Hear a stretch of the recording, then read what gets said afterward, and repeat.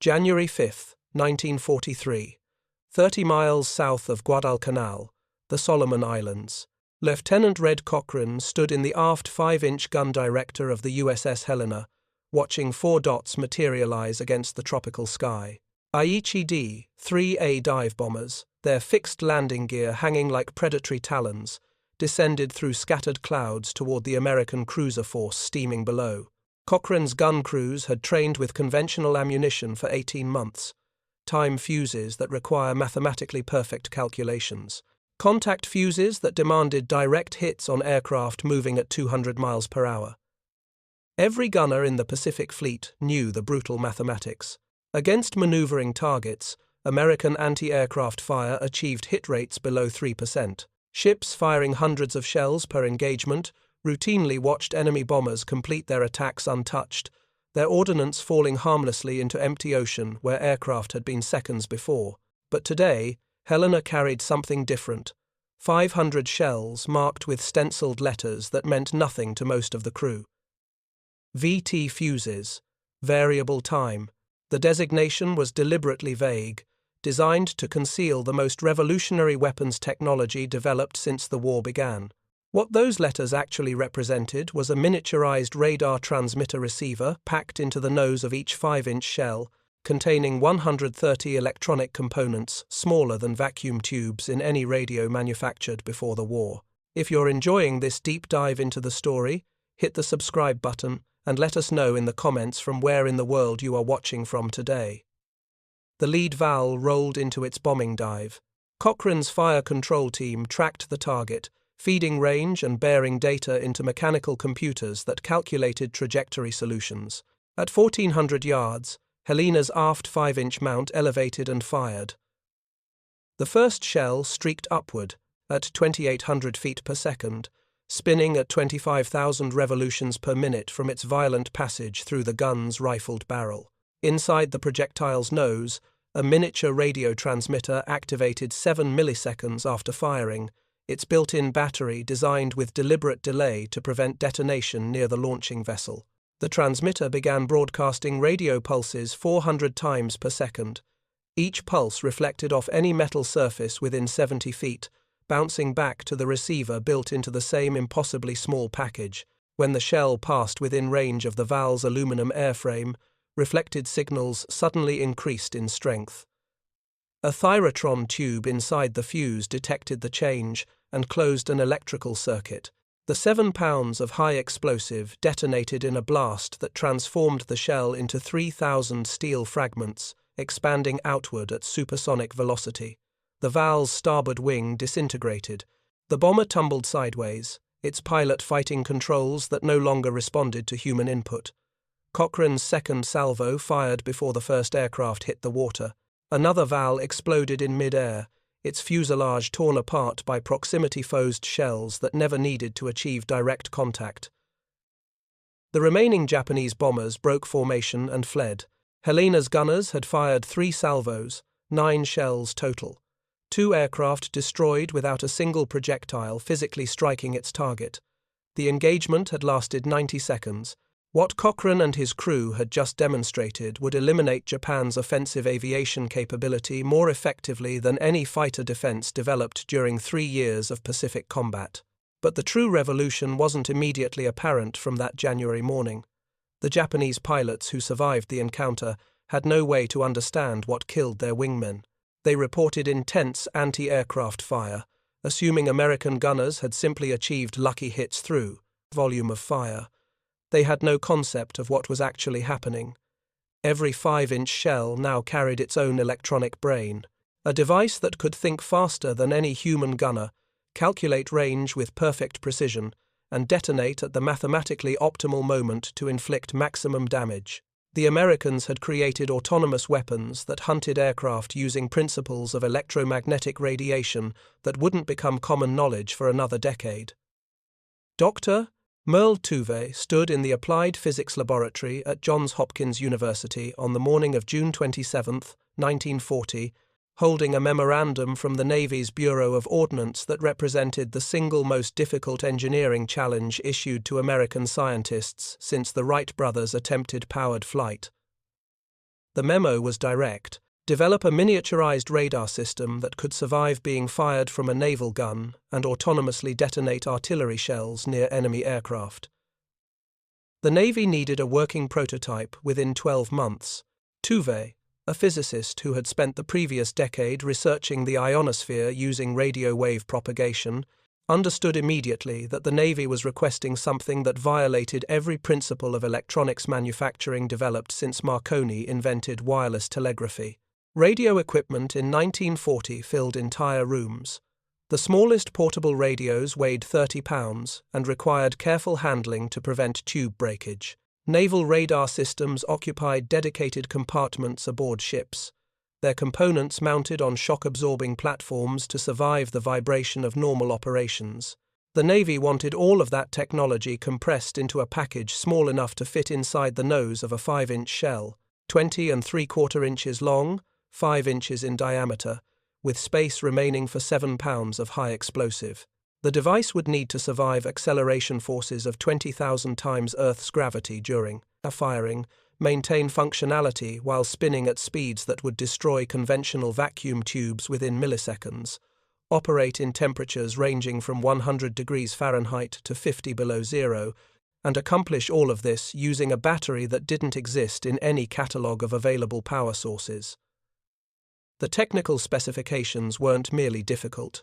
They were considered impossible by every electronics engineer who reviewed the Navy's requirements during initial meetings in summer 1940.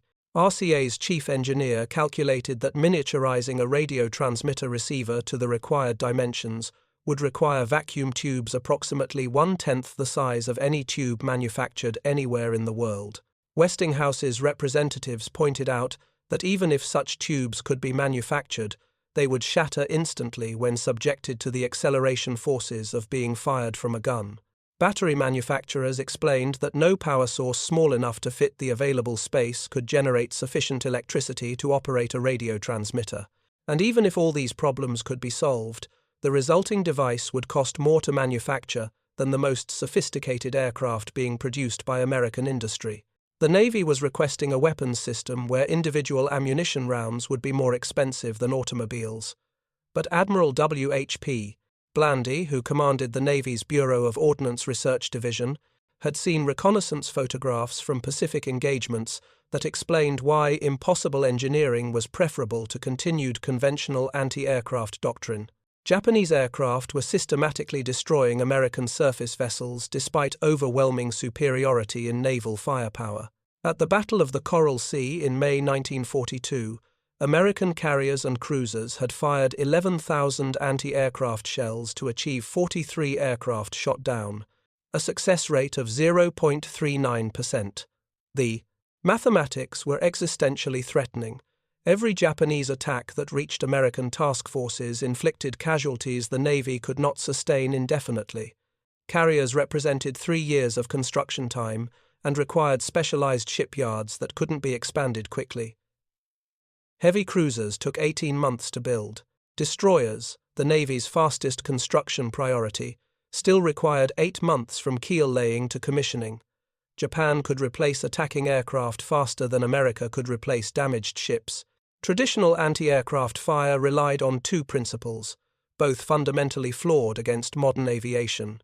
Time fuses required gunners to estimate range, calculate the target's speed and heading, adjust for wind and the ship's own movement, set a mechanical timer on each shell, and hope their calculations remained accurate for the 15 to 30 seconds the projectile spent in flight.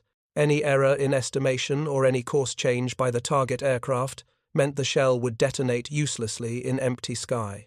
Contact fuses demanded direct hits on aircraft traveling at speeds up to 300 miles per hour while maneuvering in 3 dimensions.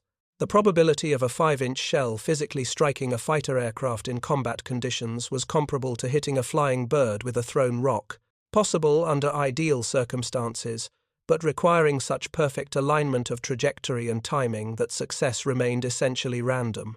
Fuze's team at Johns Hopkins needed to solve a problem that combined electrical engineering, mechanical engineering, physics, industrial chemistry, and mass production methodology. They called their organization Section T, a designation deliberately vague to maintain security classification. By autumn 1940, Section T employed 300 scientists and engineers working in facilities scattered across Baltimore, Washington, and eventually sites in Virginia and New Mexico. The first challenge was the vacuum tube. Radio technology in 1940 relied on glass tubes containing wire filaments that heated when electrical current passed through them. The heated filaments emitted electrons that could be controlled using metal grids, allowing the tubes to function as amplifiers or switches in electronic circuits. But the tubes were fragile. Normal radio operation required careful mounting to prevent breakage from vibration. Shipping radios from factory to consumer demanded wooden crates and straw packing material. A 5-inch shell fired from a naval gun experienced acceleration equal to 20,000 Gs. A human body subjected to even 10 Gs suffered unconsciousness. 20,000 Gs would compress any normal vacuum tube into fragments measured in microns. James Van Allen, a young physicist who would later design instruments for America's first satellites, joined Section T in 1942 specifically to address the tube problem. Van Allen's solution required abandoning every convention of vacuum tube manufacturing. Instead of glass envelopes supported by wire stems, he designed tubes with planar electrodes embedded directly into ceramic bases. The tubes measured less than 1 inch in length and ½ an inch in diameter. Sylvania Electric Company modified their production lines to manufacture tubes using ceramic materials that could withstand shock forces impossible for glass. But even shock-hardened tubes would fail unless protected from the extreme rotational forces generated when a shell spun at 25,000 RPM. Section T engineers developed a solution that seemed absurd to traditional ordnance designers. They embedded the electronic components in wax, solid blocks of paraffin wax that filled every void inside the fuse body, surrounding tubes and resistors and capacitors in material that equalized pressure and prevented any single component from experiencing differential stress. The wax served a second purpose. Naval operations in the Pacific meant shells would be stored in magazines where temperature and humidity fluctuated wildly. Conventional electronics exposed to tropical conditions corroded within weeks. Wax provided a hermetic seal that kept moisture away from sensitive components while simultaneously acting as shock absorption during firing. The battery problem required equal innovation. Radio equipment in 1940 used batteries based on carbon-zinc chemistry that provided steady power over hours or days of operation. The fuse needed a power source that could activate instantly when fired, deliver maximum current for 30 to 60 seconds of flight time, and remain stable during months or years of storage in harsh conditions. Section T chemists developed a battery using reserve electrolyte technology. The battery existed in 2 pieces physically separated inside the fuse body. Dry chemical compounds in one compartment, liquid electrolyte in another. When the shell fired, acceleration forces broke a glass ampule containing the electrolyte, allowing it to mix with the chemical compounds and generate electricity. The mixing process required precise timing. Too fast, and the battery might activate while the shell was still inside the gun barrel, detonating the warhead and destroying the weapon. Too slow, and the shell would travel beyond effective range before the fuse armed itself. Engineers calculated that a 7-millisecond delay provided sufficient safety margin. The shell would travel approximately 20 feet from the gun muzzle before the battery activated, far enough to protect the firing vessel, but close enough that the fuse would arm before reaching its intended target altitude. The radio transmitter-receiver assembly required breakthrough miniaturization that pushed 1940s technology beyond any commercial application. Conventional radar systems used oscillators that required careful tuning and regular adjustment by trained technicians. The Fuzes oscillator needed to function perfectly without any adjustment, survive being fired from a gun, and maintain stable frequency while spinning and experiencing wild temperature variations. Fuze's team designed a feedback oscillator circuit that used just 4 vacuum tubes to generate radio pulses and detect their reflections. The circuit operated at frequencies near 180 MHz, chosen because those wavelengths reflected efficiently from metal surfaces while remaining relatively immune to interference from water or clouds. The entire assembly weighed less than 2 pounds and occupied a space smaller than a coffee mug. Testing the prototypes revealed problems nobody anticipated. Early test firings at the Dahlgren Proving Ground in Virginia showed that the vacuum tubes could survive being shot from guns, but the oscillators frequently failed to maintain stable frequency. Van Allen discovered that the spinning motion of the projectile created centrifugal forces that slightly deformed the ceramic tube bases, changing their electrical characteristics enough to shift the transmission frequency outside acceptable parameters. The solution required redesigning the tube mounting system to use spring-loaded clips that compensated for centrifugal deformation. Each modification required new test firings, new failures, new solutions.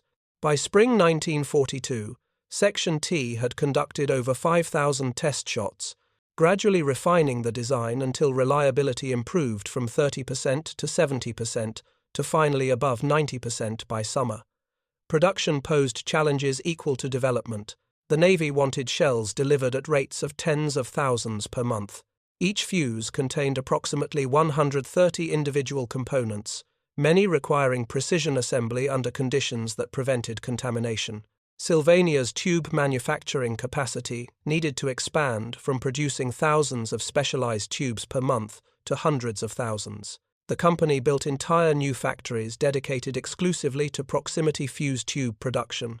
5 manufacturers received contracts to assemble complete fuses: Crosley Radio Corporation in Cincinnati, RCA in Indiana, Eastman Kodak in Tennessee, General Electric in New Jersey, and McQuay Norris in Illinois.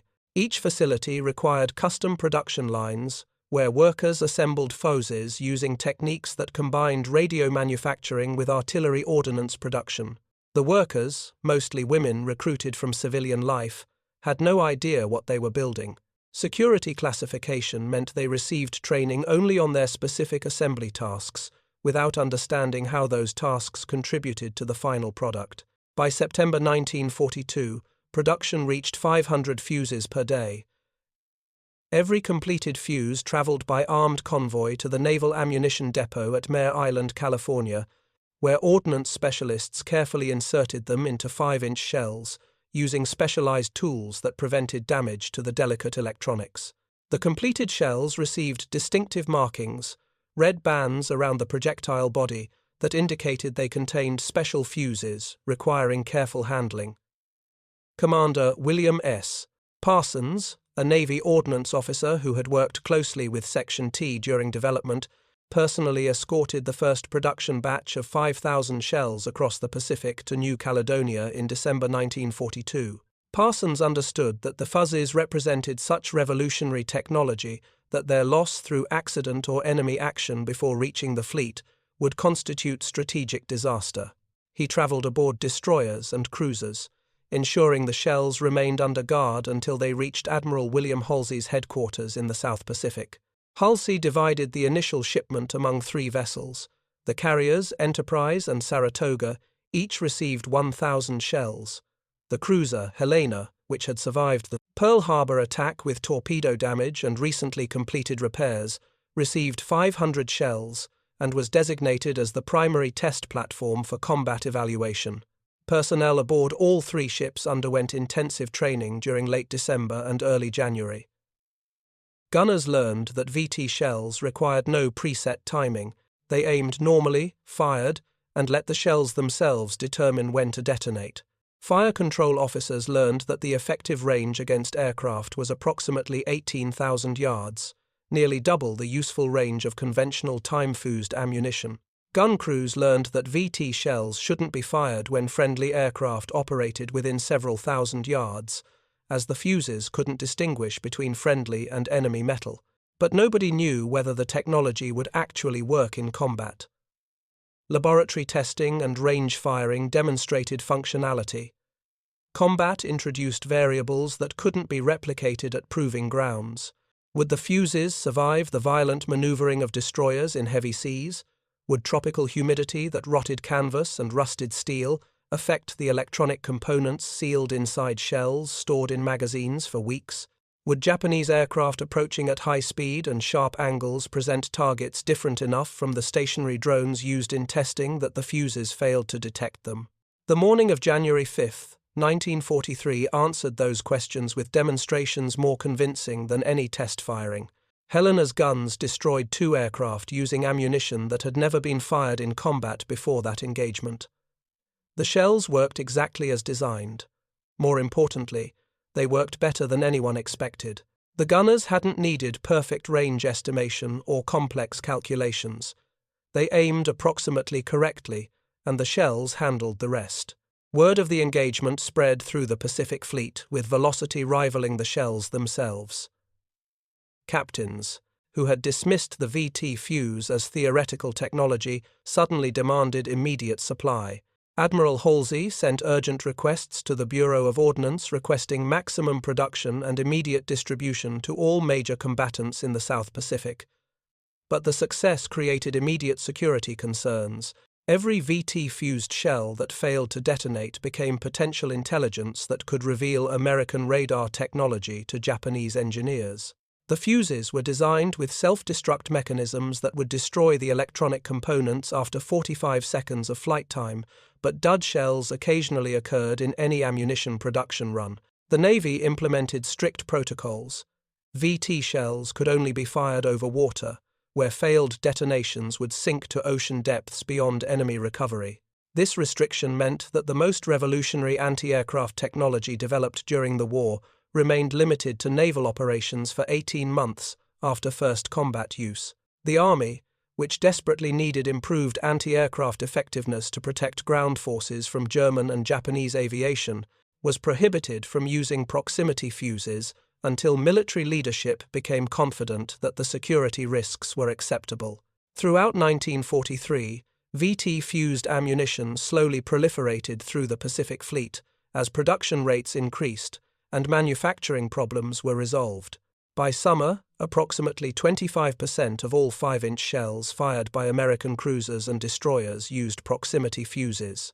That 25% accounted for more than 50% of Japanese aircraft destroyed by anti-aircraft fire.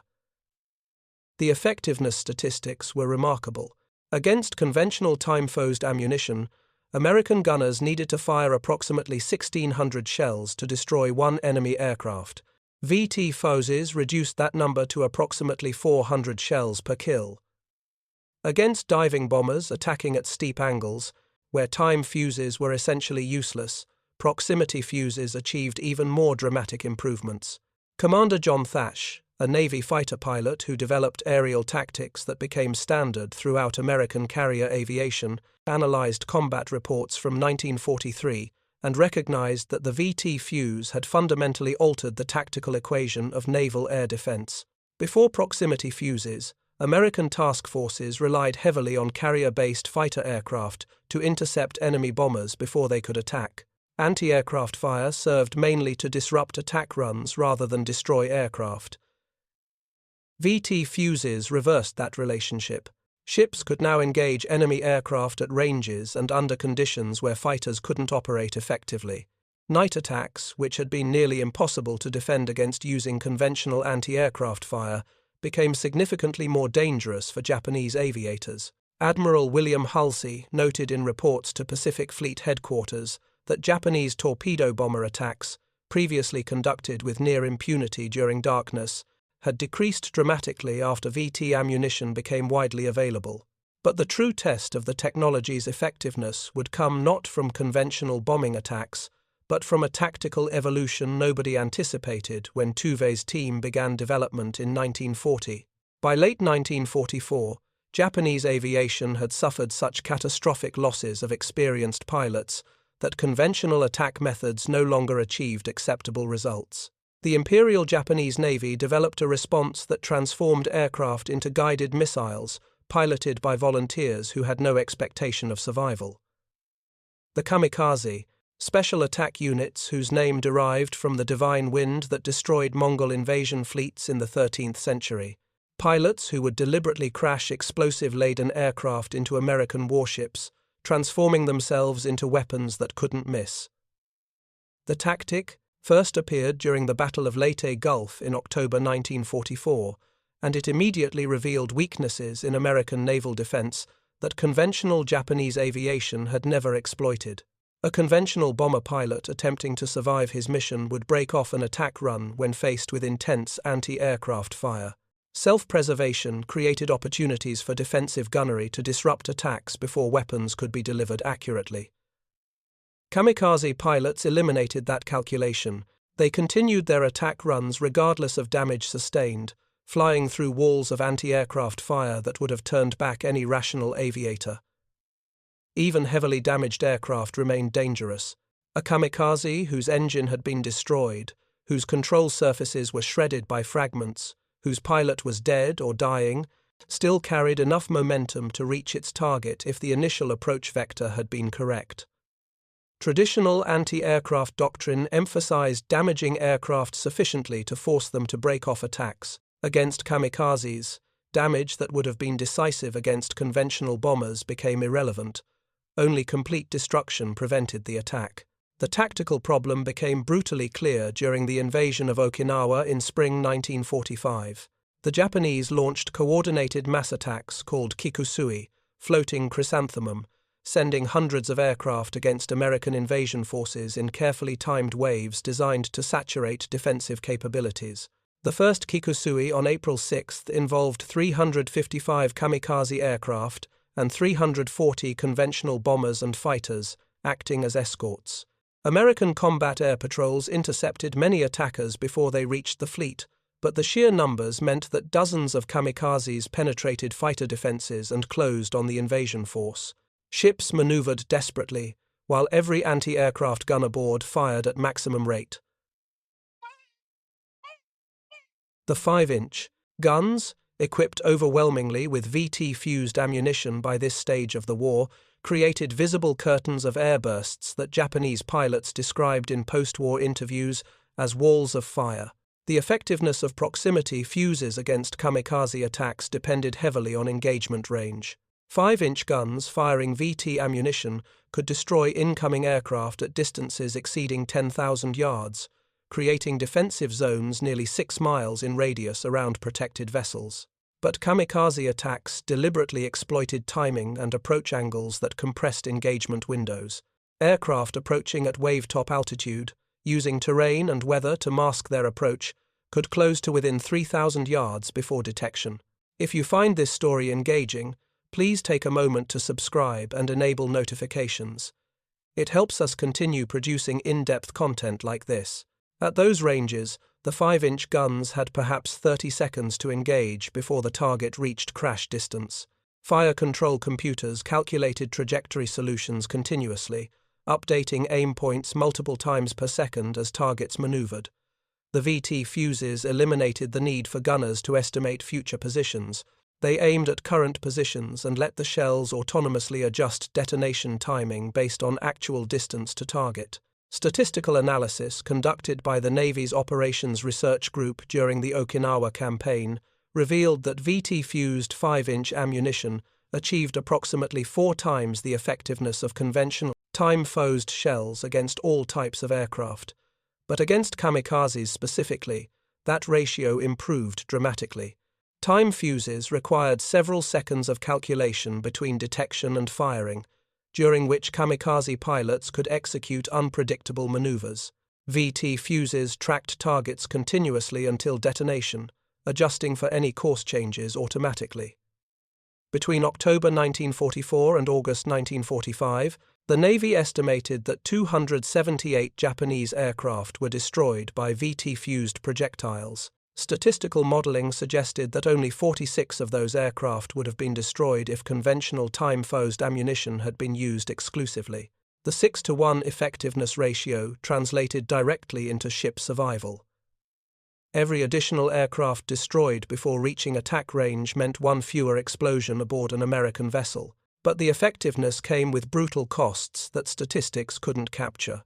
Destroyers assigned to radar picket duty positioned themselves 50 to 80 miles from the main invasion force, serving as early warning stations that detected incoming raids and directed fighter interceptions. These ships became priority targets for kamikaze attacks because destroying them would blind American defensive coordination. The destroyer Hadley and the destroyer escort Evans, stationed on picket duty off Okinawa on May 11, 1945, faced a coordinated attack by 156 Japanese aircraft during a 90-minute engagement that demonstrated both the effectiveness and limitations of VT ammunition. Hadley's 5-inch guns, firing proximity-fused shells almost exclusively, destroyed approximately 12 aircraft during the first 30 minutes. Evans accounted for 23 additional kills before sustaining 4 kamikaze hits that forced her withdrawal. Hadley continued fighting alone, her magazines depleting as gun crews fired shell after shell into waves of attacking aircraft. The ship's action report, filed after the battle, credited VT ammunition as indispensable to survival. But indispensable didn't mean invulnerable. Hadley sustained 1 kamikaze hit and near misses from 2 others that caused significant damage. The ship remained afloat and eventually returned to service, but 28 crew members died and 67 suffered wounds. The pattern repeated throughout the Okinawa campaign. VT fuses dramatically improved defensive effectiveness, but they couldn't eliminate the kamikaze threat entirely. Between March and June 1945, kamikaze attacks sank 21 American ships and damaged 66 others. Casualties totaled approximately 5,000 dead and similar numbers wounded. Without proximity fuses, Navy analysts estimated those numbers would have doubled or tripled based on comparative data from earlier campaigns. The destroyer defense statistics illustrated the technology's impact most clearly. Between October 1944 and January 1945, destroyers firing conventional ammunition required an average of 124 rounds to destroy 1 attacking aircraft. Destroyers equipped with VT ammunition required an average of 46 rounds per kill. That reduction translated directly into survival probability during sustained attacks, where ammunition supply became the limiting factor in defensive capability. 40mm Bofors guns and 20mm Oerlikon cannons, which used contact Fuzes and relied on direct hits, achieved approximately 32% and 47% respectively of all kamikaze kills during the Okinawa campaign. 5-inch guns, despite their longer range and larger explosive charges, accounted for only 16% of kills. But within that 16%, VT-fused ammunition was responsible for 44% of the total, meaning that proximity fuses contributed disproportionately to defensive success, even though they equipped only 1 weapons system. The tactical evolution, forced by kamikaze attacks, revealed both strengths and weaknesses in the VT fuse system. The fuses excelled at destroying aircraft approaching at medium to high altitude with relatively straight flight paths. They struggled against aircraft flying extremely low to the water, where radio reflections from the ocean surface sometimes triggered premature detonation. Japanese pilots learned through brutal experience that wave-top approaches improved survival probability, though only marginally. The fuses also required clear lines of sight between shell and target. Ships engaged in evasive maneuvering sometimes created situations where their own superstructure blocked radar reflections, reducing fuse effectiveness at critical moments. And the inherent random failure rate, approximately 30% of all VT fuses manufactured, meant that gun crews could never rely completely on the technology. They learned to fire multiple shells at single targets, ensuring that even if individual fuses failed, the cumulative probability of successful detonation remained high. Production challenges continued throughout 1945, despite the extensive industrial effort. The 5 companies manufacturing fuses employed over 100,000 workers, operating 3 shifts daily.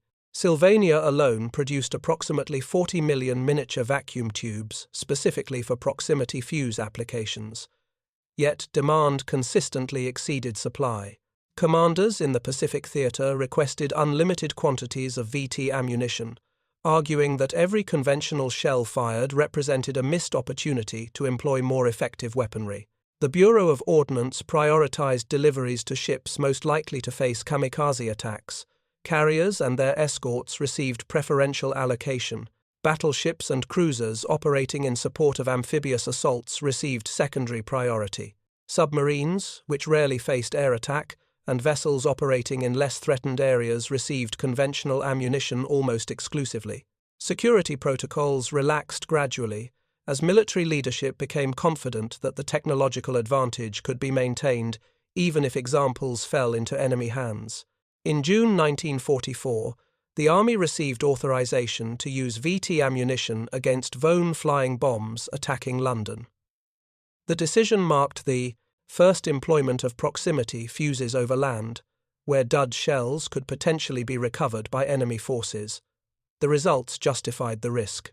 British anti-aircraft batteries equipped with VT ammunition achieved destruction rates approaching 79% against Vone attacks during the final weeks of the German bombardment campaign. Conventional ammunition had achieved success rates below 25% against the same targets. The dramatic improvement convinced military leadership that the security risk of land employment was acceptable given the tactical advantages. General Dwight Eisenhower demanded access to VT ammunition for field artillery supporting ground operations in Europe. The Pentagon resisted initially, concerned that German recovery of dud shells would enable reverse engineering and development of countermeasures. But Eisenhower argued persuasively that the tactical advantages outweighed security risks, particularly given Germany's increasingly desperate strategic situation by late 1944. The Battle of the Bulge in December 1944 provided the decisive demonstration. German armoured formations advancing through the Ardennes encountered American artillery, firing VT fused shells set to detonate 30 to 50 feet above ground level. The air bursts created fragment patterns that covered areas approximately 50 times larger than ground impact detonations. German infantry caught in open terrain sustained casualties that halted advances and forced retreats. General George Patton wrote enthusiastically about the new ammunition, crediting it with decisive tactical advantages during counterattacks that eventually contained and reversed the German offensive. He noted that VT shells caught a German battalion attempting to cross the Sauer River, killing 702 soldiers in a single engagement. Patton concluded that when all armies acquired such weapons, entirely new methods of warfare would need to be developed. But by the time Patton wrote those observations, the weapon that would truly revolutionize warfare was being tested at Alamogordo, New Mexico. The atomic bomb represented destructive capability that made improvements in conventional artillery seem almost quaint by comparison. The proximity fuse had increased the effectiveness of individual shells by factors of 4 to 6. Nuclear weapons increased destructive capability by factors measured in millions. The final irony emerged months after the war's conclusion, when American occupation forces discovered German research documents indicating that German scientists had been developing similar proximity fuse technology since 1930. The German approach used different methodology, relying on acoustic detection rather than radio transmission, but the fundamental concept was identical. German development had been hampered by material shortages, competing priorities, and the decentralized nature of German research programs.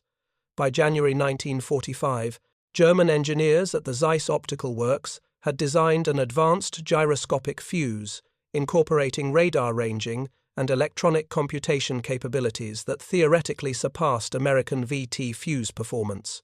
The blueprints were dated just weeks before Germany's collapse, far too late to affect combat operations. The Americans had won the technological race by mere months, demonstrating that in warfare, as in physics, timing determined outcomes. Dr. Merle Tuve received recognition after the war for his leadership of Section T and development of the proximity fuse, but he consistently deflected credit to the thousands of scientists, engineers, and industrial workers who had transformed theoretical concepts into mass-produced weapons. The Johns Hopkins Applied Physics Laboratory, which had coordinated fuse development, became a permanent institution continuing research on guided weapons and electronic systems. James Van Allen, whose vacuum tube innovations had solved critical technical obstacles, transferred to the space program after the war. His instruments aboard America's first satellites, Explorer 1 and 3, discovered radiation belts surrounding Earth that now bear his name.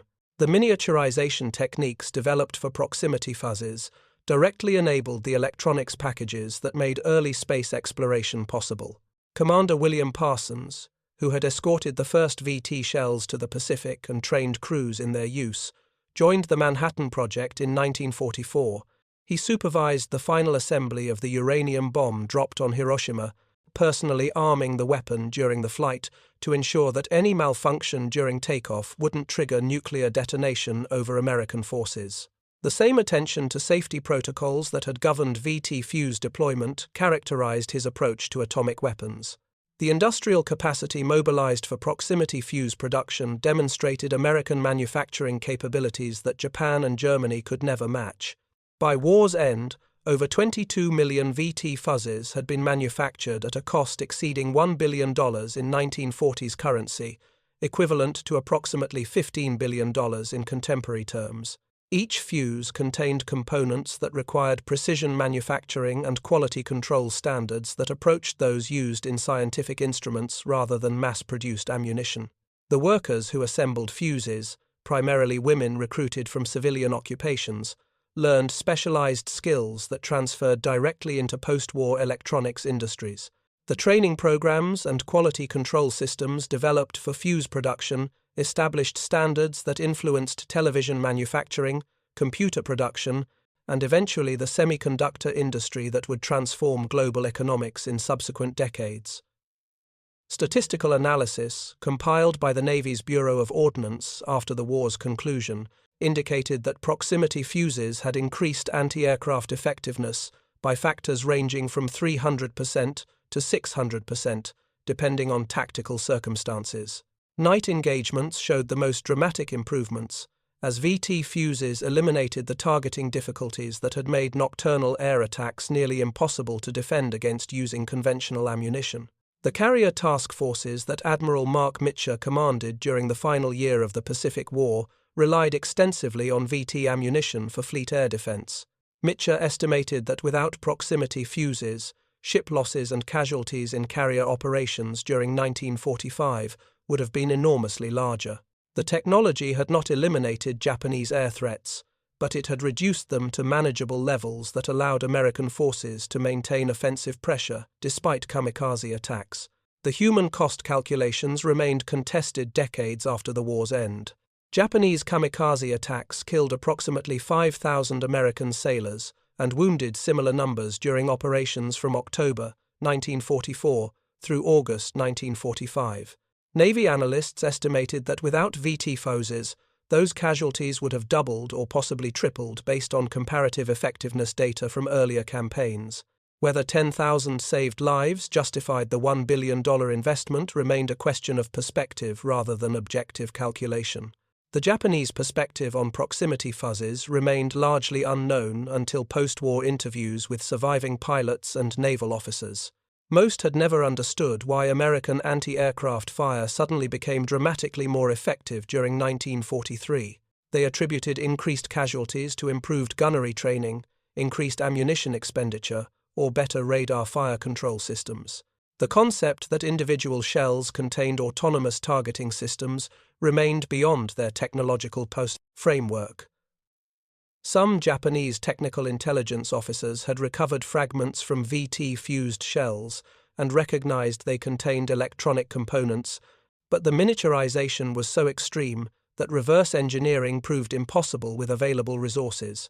Japanese vacuum tube technology lagged American capabilities by sufficient margins that even if complete fuse examples had been captured intact, Japanese industry likely couldn't have replicated the manufacturing processes required for mass production. The proximity fuse entered military history as one of three decisive technological developments that characterized the Second World War, alongside radar and atomic weapons. Unlike nuclear bombs, which remained too destructive for routine employment, or radar, which required large installations and specialized operators, proximity fuses integrated seamlessly into existing weapons systems and required minimal tactical modifications. Gunners aimed the same way they always had. Fire control officers calculated trajectories using established methods. Ships maneuvered according to conventional doctrine. But the shells themselves had become intelligent weapons that made their own final targeting decisions at speeds impossible for human reaction time. The revolution wasn't in tactics or strategy. It was in the autonomous decision-making capability built into individual projectiles. The legacy extended far beyond anti-aircraft gunnery. The principles developed for proximity fuses influenced guided missile technology, air-to-air weapons development, and eventually the precision-guided munitions that would dominate late 20th century warfare. The concept that weapons could incorporate sensors and processors that made autonomous targeting decisions became fundamental to modern military technology. But in January 1943, when Lieutenant Red Cochran watched 2 Japanese bombers disintegrate from shells that never physically touched them, none of those future implications were apparent. What was apparent was that American naval forces had acquired the capability to defend themselves against air attack with unprecedented effectiveness. The curtains of fire that proximity Fuzes created transformed the tactical environment of the Pacific War as decisively as any weapon system deployed by either side. The mathematics that had governed anti-aircraft warfare since aircraft first threatened ships had been fundamentally altered. Where 1,600 shells had been required to destroy one aircraft, now 400 sufficed. Where night attacks had been nearly impossible to defend against, now they became merely difficult. Where kamikaze attacks threatened to overwhelm defensive capabilities through sheer numbers and determination, proximity phases provided sufficient effectiveness that American forces could maintain operational tempo despite sustained suicide attacks. The Japanese never expected 5-inch shells to transform into autonomous hunting weapons that could think faster than human reflexes and detonate with perfect timing at the mathematically optimal moment to inflict maximum damage. They had planned their Pacific strategy around the assumption that American anti-aircraft capabilities would remain constrained by human limitations in range estimation and timing precision. That assumption shattered in the tropical sky above Guadalcanal, when Helena's VT-fused shells demonstrated that the age of autonomous weapons had arrived, decades before computer technology would make such systems commonplace. The miniature radar transmitters spinning at 25,000 RPM inside shells, streaking upward at 2,800 feet per second, represented a fundamental shift in the relationship between human decision-making and weapons effects. War would never again be purely about human skill and courage. Technology had crossed a threshold where machines could make tactical decisions faster and more accurately than the humans who deployed them. The proximity fuse was just the beginning. A flak curtain woven from radio waves and electronic components that Japan never anticipated and couldn't counter, even after they understood what was killing their aviators in numbers that no amount of bravery or determination could overcome. Thank you for watching. For more detailed historical breakdowns, check out the other videos on your screen now and don't forget to subscribe.